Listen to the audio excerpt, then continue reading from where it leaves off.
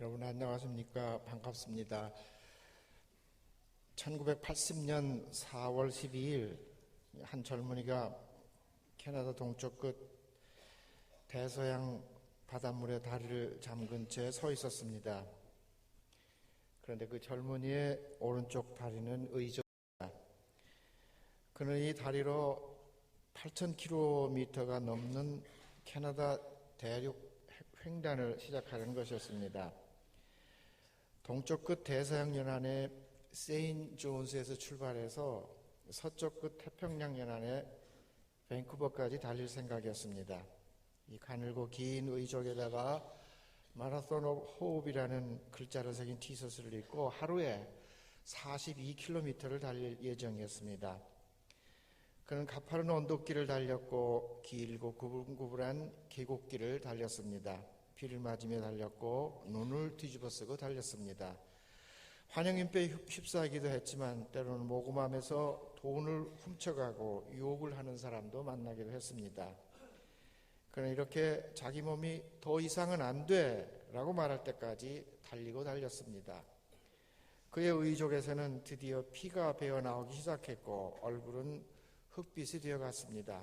마침내 밴쿠버를 4,800km 남겨두고 온타리오 썬더베이에서 무너지고 말았습니다. 그 젊은이의 이름은 테리 팍스였고 저 화면이 바로 그의 리얼 스토리입니다.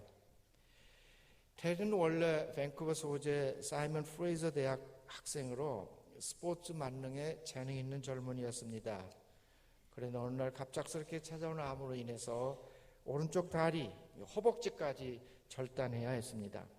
그는 오랜 투병 생활과 함께 밀려든 절망감에 몸과 마음이 함께 무너져 갔습니다. 그는 자문자답에 몸부림을 칩니다. 이 고생을 하면서 내가 왜 살아야 하는 건가? 그는 마침내 암 환자를 위한 모금운동에 남아있는 삶을 바치기로 작정합니다. 마라톤에서 희망을 찾은 것이지요. 그래서 그는 마라톤 오브 호흡이라는 표를 걸고 죽기까지 달린 것입니다. 여러분은 평소에 인생이 마라톤이라는 말을 자주 들었을 것입니다. 달리기에는 여러 가지 방법이 있지만 인생을 비유하는 경주에는 마라톤이 제격이라는 통념이 있기 때문입니다. 마라톤은 오로지 자신의 두 다리에만 의존하는 달리기입니다. 두 다리를 무엇에 비유할 수 있겠습니까? 아마도 두 다리는 학문하는 일과 인격을 세우는 일로 비유할 수 있을 것입니다. 모든 배우는 과정이 다 그렇지만 대학은 이 두 가지 일에 전력 질주하는 단계라고 생각됩니다. 학문은 일을 하기 위한 도구를 마련하는 작업입니다. 도구가 효과적일수록 더 일을 잘할 수 있습니다. 그래서 단순 노동보다 전문가가 훨씬 유능한 역할을 수행할 수 있습니다. 그러면 인격은 무엇일까요? 인격은 도구를 활용해서 어떤 목적을 성취하는 의지의 주체를 가리킵니다. 이것은 예를 들어서 칼과 직업의 관계라고 볼 수 있습니다. 칼은 강도의 손에 있으면 흉기지만 의사의 손에 있으면 사람을 고치는 도구가 됩니다. 칼 자체는 중립적이지만 그 칼을 쓰는 사람에 따라 용도가 이렇게 달라질 수 있습니다. 학문 곧 전문성이라는 것도 그 자체는 중립적입니다. 그것은 쓰는 사람의 용도에 따라 나쁘게도 되고 좋게도 됩니다. 그래서 전문성에는 반드시 인격이 요구되는 것입니다. 여러분은 4년 동안 매 학기 시간표에 따라 수업을 듣습니다. 그러면 학점이 나오고 졸업하게 됩니다. 이내 졸업생이라는 이름으로 이 사회에 진출하게 됩니다. 그런데 그때부터 여러분은 마치 공부 안 한 채 시험지 받아든 학생처럼 현실 사회에서 놀라고 당황할 때가 자주 있을 것입니다. 그 많던 수업 시간에도 불구하고 듣지도 보지도 못했던 전혀 생소한 현실 앞에 아무것도 알 수 없게 된 자신을 여러분은 어떻게 주체하시겠습니까? 우리는 배우고 깨닫는 한에서 인간다운 삶을 영위할 수 있습니다. 태어나는 순간부터 누구나 예외 없이 삶이라는 학교에 등록한 것입니다. 수업이 하루 24시간인 칠판도 없고 교수님도 안 보이지만 살아있는 한 그 수업은 계속됩니다. 충분히 배우지 못하면 수업은 언제까지 반복됩니다. 우리가 지구로 보내져 수업을 다 마치고 나면 나비가 누에를 벗고 날아오르듯 우리 영혼은 육체로부터 해방되는 날이 있을 것입니다. 그 시간이 되면 우리는 집에서 하나님의로 돌아가는 아름다운 한 마리의 나비가 될 수 있을 것입니다. 그러나 지금 여기서 우리는 아직 살아야 할 삶이 있고 그 삶이라는 수업 시간에 배워야 할 과목들이 있습니다. 그 과목들은 사랑, 관계, 상실, 두려움, 인내, 수용, 용서와 행복 같은 것들입니다. 그리고 이 수업은 궁극적으로 내가 누군가 하는 깨달음으로 우리를 인도합니다. 아마 여러분은 살아가면서 삶의 고비마다 스스로에게 질문을 던질 것입니다. 이것이 진정 내가 원하는 삶일까? 배움을 얻는다는 것은 자신의 인생을 사는 것을 의미합니다. 갑자기 더 행복해지거나 강해지는 것이 아니라 세상을 더 이해하고 자기 자신과 더 평화로워지는 것을 의미합니다. 비극은 인생이 짧다는 것이 아니라 단지 정말 중요한 것이 무엇인지를 너무 늦게 깨닫는다는 것입니다. 사람들은 즐겁지 않은데도 웃고 본질적인 것도 아닌 것에 화를 내고 황홀하지 않는데도 감격의 눈물을 흘립니다. 가슴에 와 닿지 않는데도 관계를 맺고 절망적이지만 밥을 먹습니다. 여러분은 이런저런 일로 고민하고 환호하면서 분주하게 살겠지만 사실 이 삶에서 우리가 추구할 것은 그렇게 많은 것은 아닙니다. 어쩌면 살아가는 데는 두 가지 방법이 있을 뿐인지도 모릅니다. 하나는 기적이 존재하지 않는다고 생각하며 사는 것이고 다른 하나는 모든 것이 기적이라고 생각하며 사는 것입니다. 많은 시작의 순간들이 있었다면 그것들이 끝나는 순간도 있을 것입니다. 여러분에게 친구가 많다면 그만큼 헤어짐도 경험하게 될 것입니다. 자신의 상실이 크다고 생각된다면 삶에서 그만큼 많은 것을 시도했기 때문입니다. 많은 실수를 했다면 가슴은 아프겠지만 아무것도 하지 않고 산 것보다는 좋은 것입니다. 밤하늘의 수많은 별들, 별에 이룰 수 없다는 사실이 불행은 아닙니다. 불행한 것은 이룰 수 없는 별을 갖고 있지 않다는 사실입니다.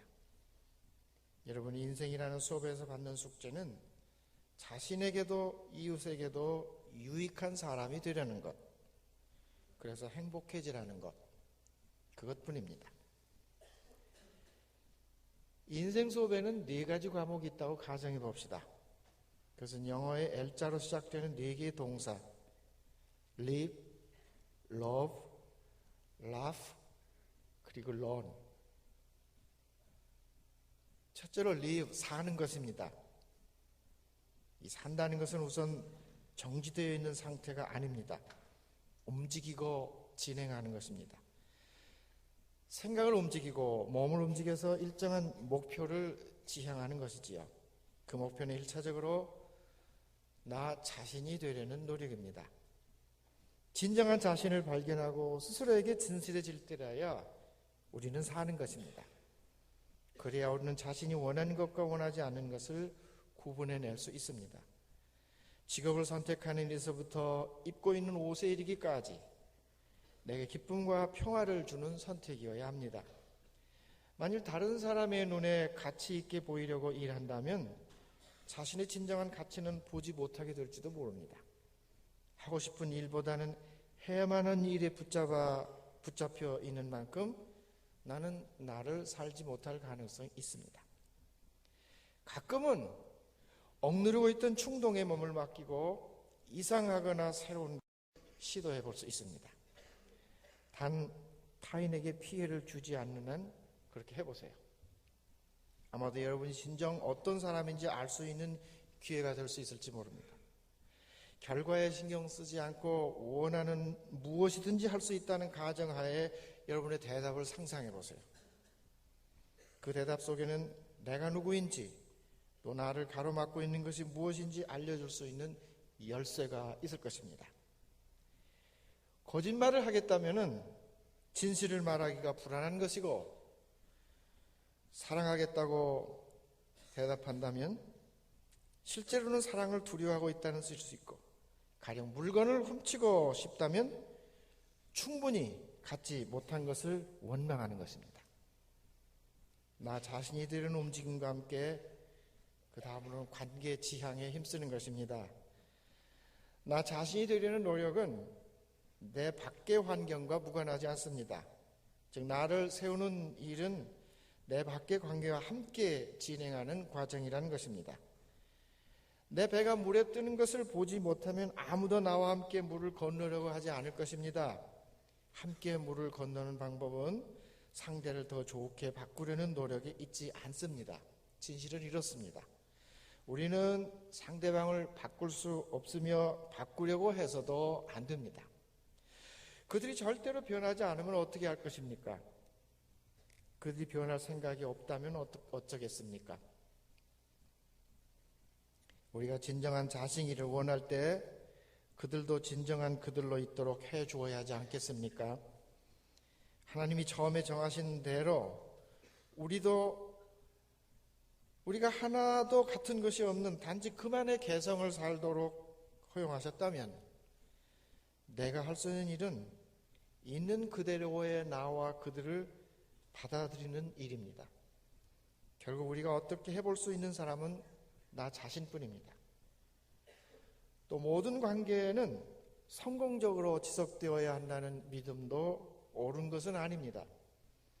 관계는 생성과 소멸을 반복합니다.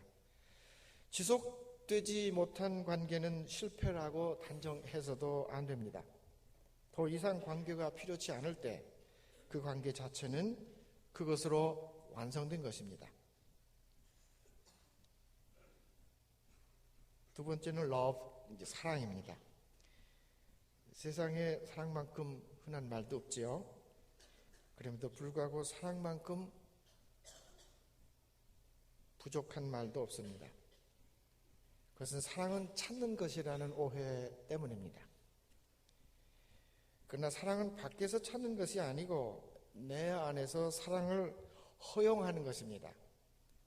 우리는 어려서부터 지금까지 사는 날 동안 지속적으로 상실과 거절을 경험해 왔습니다. 그래서 한편으로 항상 거절과 상실의 두려움 때문에 움츠리고 방어하면서 다른 한편으로는 무조건 무한정 자기를 용납해주는 상대를 찾아 헤맵니다. 이것이 얼마나 비현실적인 기대인지조차 알지 못한 채 이렇게 사랑에 대한 왜곡은 깊어집니다. 방법은 밖으로 용서하고 안으로 용납하는 것입니다. 집 밖에는 언제나 태양이 떠 있습니다. 내가 햇빛을 찾는 것이 아니고 햇빛이 나를 찾아옵니다. 나는 단지 그 햇빛을 받아들이기만 하면 됩니다. 햇볕을 받아들이려면 창을 열거나 커튼을 열어젖히고 문을 열거나 또 문 밖으로 나오면 됩니다. 사랑이 그렇습니다. 사랑은 태양빛처럼 항상 내 주변에 머물러 있습니다. 그러므로 그 햇볕이 내 안에 들어오도록 그 햇볕을 가리는 내 안의 차단막들을 열어 젖히세요. 그와 같은 행동을 우리는 치유와 용서라고 합니다. 우리 집 지붕에는 이 태양광 지별판이 설치되어 있습니다. 낮에 태양빛을 흡수하면 이 전기 계량기를 원점으로 되돌립니다. 그만큼 전기를 발전소로 되돌려서 전기료를 절약하게 되는 거지요. 사랑도 같은 원리입니다. 용서와 치유는 전기 계량기를 거꾸로 돌리는 일입니다. 거꾸로 돌아가게 하는 동력인 태양빛은 사랑입니다. 그래서 사랑은 내 안에 용서와 치유를 햇볕처럼 가져다 줍니다. 그리고 전기료가 나오지 않아 행복해지듯 사랑이 들어온 마음은 한없이 넉넉하고 포근하고 따뜻한 삶의 자리가 됩니다. 그러므로 용서는 사랑이라는 햇볕이 내 안에 들어오도록 마음의 차단막을 걷어내는 일입니다. 용서는 마음의 상처를 치료하는 방법이고 우리를 다른 사람과 연결시키는 방법입니다. 우리 모두는 상처를 받습니다. 우리가 그런 고통을 겪을 만한 일을 하지 않았는데도 상처를 받습니다. 그리고 진실을 말하자면 우리도 다른 사람에게 상처를 입혀왔습니다. 그러므로 문제는 상처를 입는 것이 아니라 상처를 입힌 사람을 용서할 수 없거나 용서하지 않으려는 것입니다. 용서는 미움에 집착하는 것이 우리를 불행하게 만든다는 사실을 깨닫고 우리 자신을 위해 상처를 떨쳐버리는 것입니다. 그럼에도 용서가 쉽지 않은 것은 용서가 마치 상대방의 부당한 행동을 인정한다는 기분이 들게 하기 때문입니다. 하지만 나에게 상처를 줬어도 괜찮아 라고 말하는 것이 용서는 아닙니다. 우리는 그 사람의 그런 행동을 인정할 필요가 없으며 단지 그 사람을 인정할 필요가 있다는 것입니다. 행동이 아니라 사람입니다. 행동은 여전히 잘못됐기 때문에 용납할 수 없지만 그 사람은 용납할 수 있다는 것입니다. 달리 말하면 상대방을 다시 인간으로 바라보는 것입니다. 그들은 실수투성이고 부서지기 쉽고 외롭고 궁핍하고 정서적으로 불안정한, 그래서 우리 자신과 다를 바 없는 불쌍히 여겨야 할 한 사람에 불과하다는 사실을 인정한다는 것입니다. 무엇보다 누군가를 용서한다는 것은 곧 자기 자신을 용서한다는 의미가 됩니다.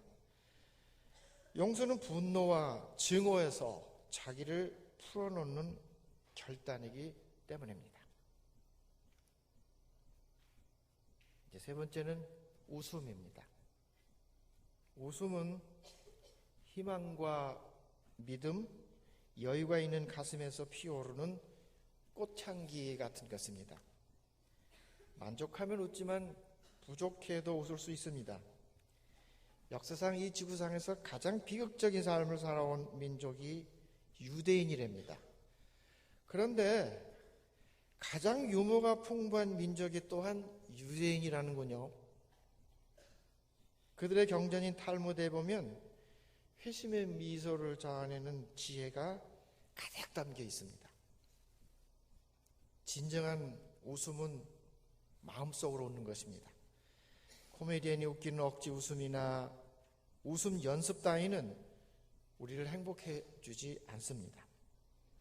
그런 웃음은 청량음료 같아서 갈증을 해소해 주지 못합니다.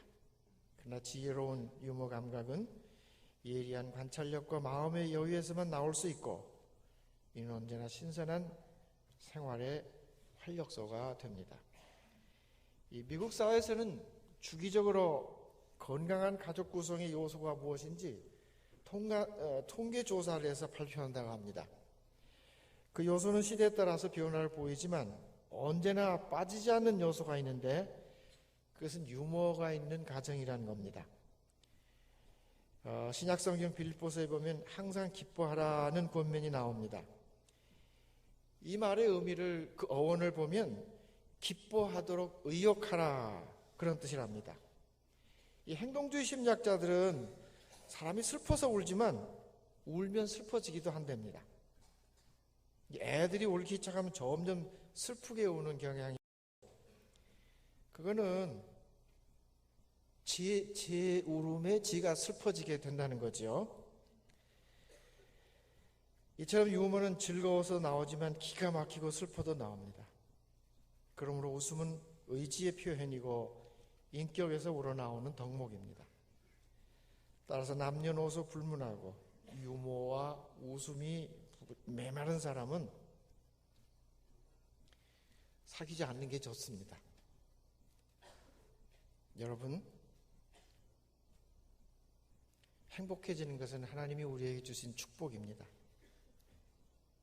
우리는 행복하게 살 권리가 있고 또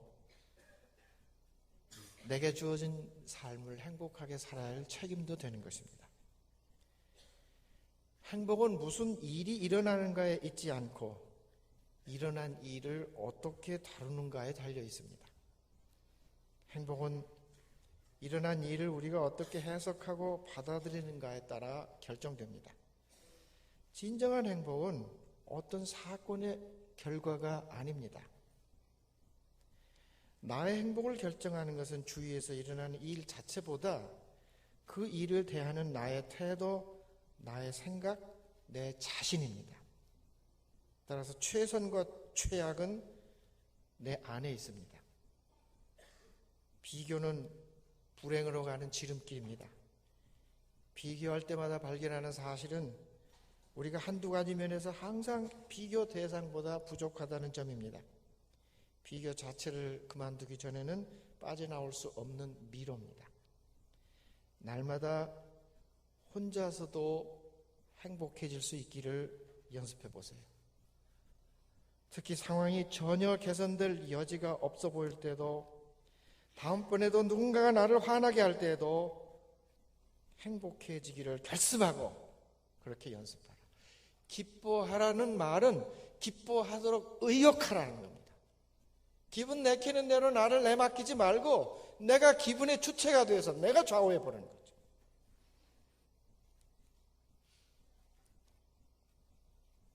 마지막으로 배우는 것입니다. learn. 배우기를 중단하는 순간부터 삶은 정체되고 결국은 퇴보합니다. 인생은 배울 것이 있는 한 살 의욕도 생기는 것입니다. 무엇보다 먼저 기다리는 법을 배우시기 바랍니다. 인생에서 그 어떤 것이라도 단 한 번에 이루어지지 않습니다. 오늘날처럼 편리함만을 추구하는 세상에서 기다린다는 것이 여간 불편한 일이 아닐 수 있습니다. 그래서 참을성 없는 현대인의 구매에 맞춰서 패스트푸드가 먹거리의 주류를 이루게 되었고, 내일 아침까지 기다리지 말라고 24시 편의점을 열어둡니다. 그러나 인내는 아주 중요한 삶의 자세입니다. 기다릴 줄 모른다는 것은 달리 말하면 주어진 상황을 받아들일 줄 모른다는 뜻도 됩니다. 사람들은 기다리게 되면 흔히 상황이 잘못되어 간다는 뜻으로 받아들입니다. 그러나 어떤 일이 일어나는데 시간이 걸린다는 것과 일이 잘못되어 간다는 것과는 다른 일입니다. 다른 경우입니다.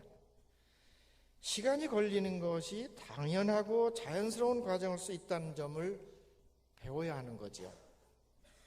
인내심의 열쇠는 모든 것이 잘 되리라는 믿음에 있습니다.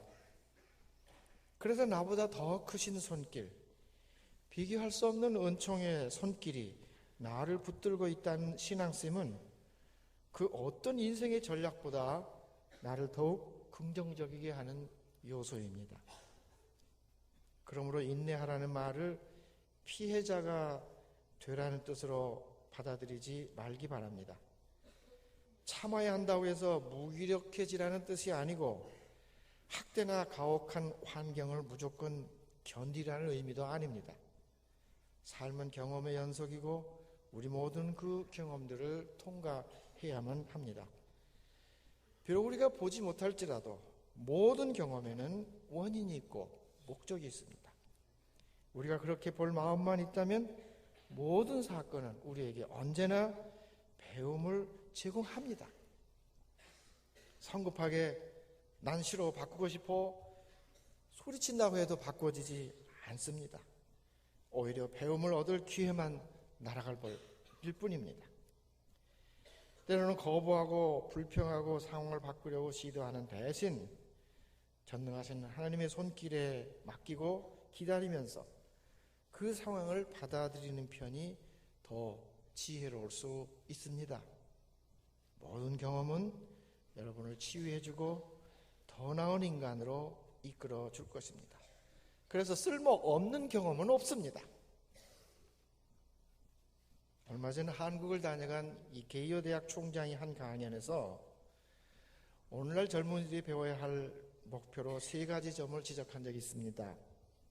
그것은 삶의 의미를 배우려는 것, 국가 건설의 사명감을 배우라는 점, 그리고 부모 세대의 고난이 우리에게 주는 의미를 배우라는 것이었습니다. 선진 산업 국가들의 고등교육은 이 점에서 실패한 교육이었다고 그분은 결론을 지었습니다. 이젠 마무리하겠습니다.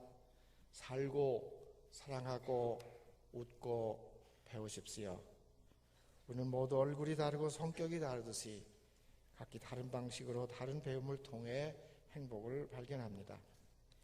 삶의 해답들은 단순한 데 있습니다. 너무 무겁고 심각해질 필요 없습니다. 하나님이 일도 주시지만 안식도 주십니다. 행복해 보이는 노 부인에게 묻습니다. 당신은 지금의 모습처럼 늘 행복했습니까?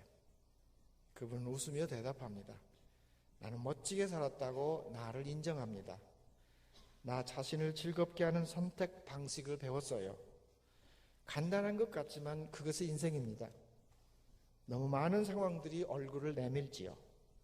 나는 좋은 쪽을 선택하는 법을 배웠습니다.